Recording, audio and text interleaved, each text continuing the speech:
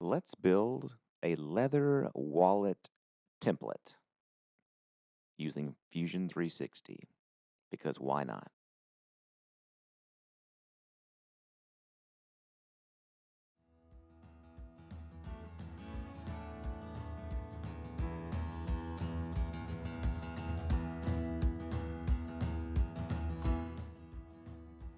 So this is a pretty straightforward template that I'm going to be designing.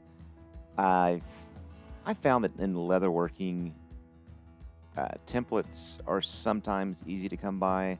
A lot of times they're hard to come by or they're not really up to par for what I need.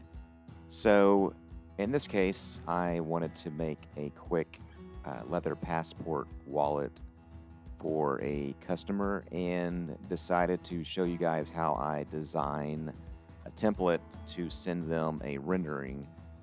Again, also with Fusion 360, at the very end, you can convert this to a drawing and it will shoot out a template for you to trace on the back of your leather. Notice I said back because you don't want to do it on the front. You will potentially damage your leather with tape or whatever you choose to use. Now, I am thinking I'm going to link this template to my website as well so that you can see the actual PDF that prints out, and I'll give you a link that you can purchase it for free using PayPal probably, or well, that's probably the easiest way so that you can download it and use it and try it out and let me know what you think. I think I'm going to start doing that. The things I design, I'll start linking them to my website so that people can uh, grab them and build some stuff on their own.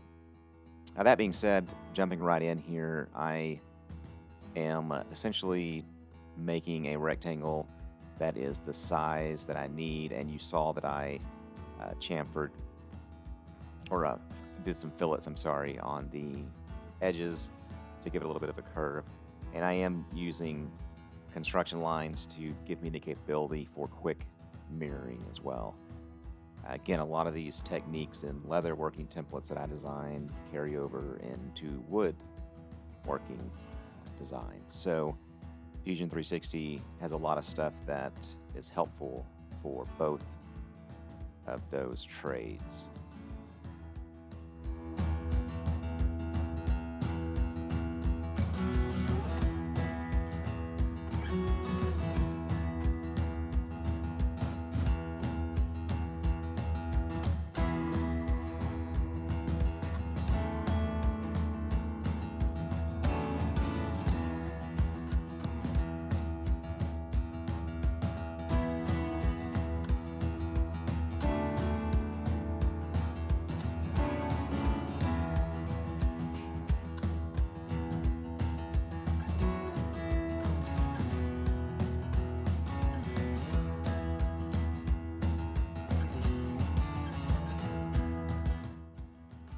This part gets a little crazy if you can't tell already what I'm doing.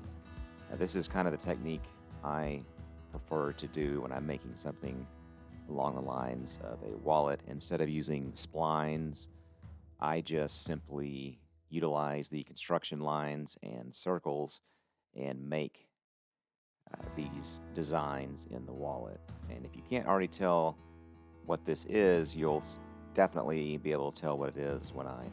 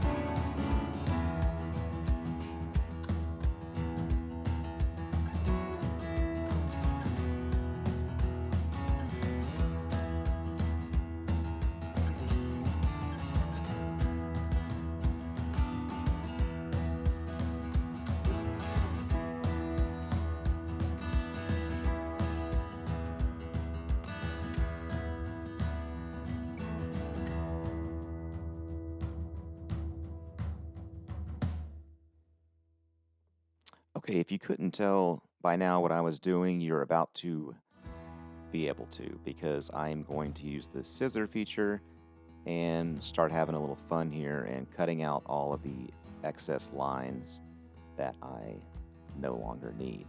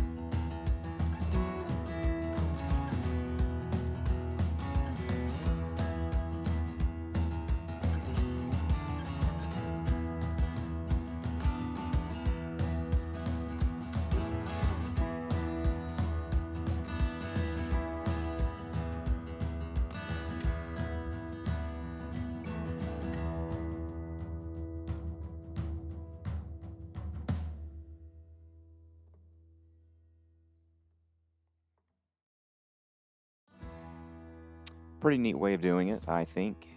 You'll see the finished project here in just a second, and what I will do from here is go in and do some fillets on some of these sharp corners to give it a little bit of a curve to it when you go to print this template to attach to your leather.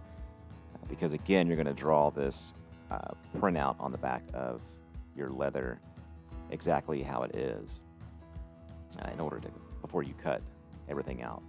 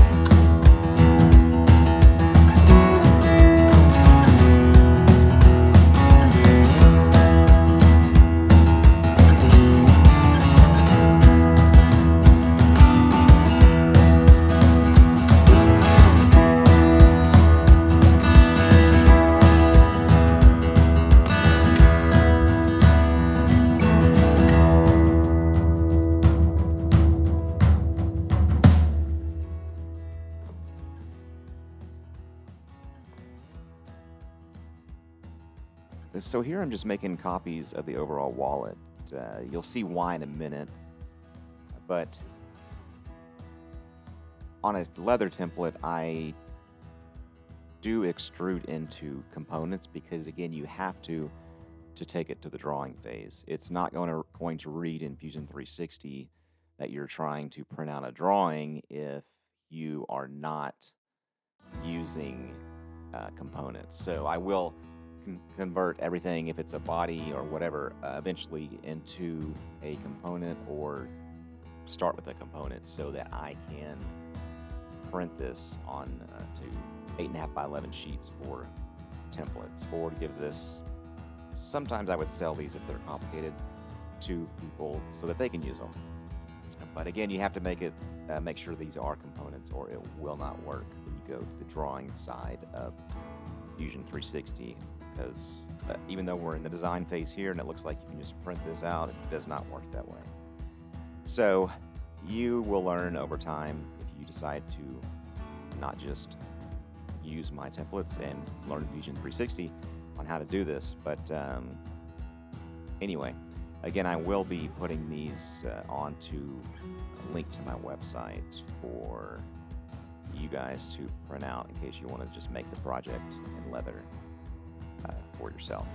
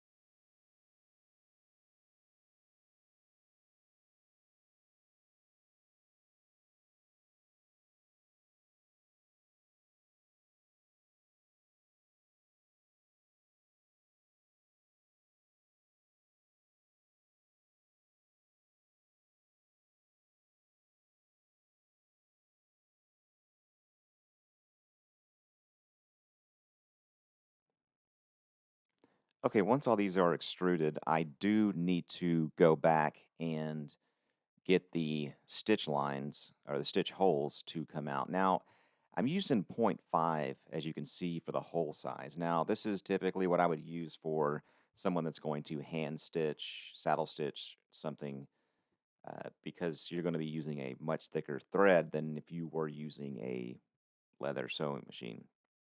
But my thoughts are, if you're not going to be using a stitching pony, or however you choose to stitch this with an awl or whatever, you can still use these holes, because you can simply get a pencil and or marker or whatever you choose to use and mark the leather with the approximate location of where you need to stay on track to sew this stitch. So, regardless, in my opinion, it works both ways. But I default to the size that I do for people that will be hand stitching. And in this case, with it being a small wallet, it's not a bad idea to just hand stitch this, even though you do get pretty lazy once you start using a sewing machine.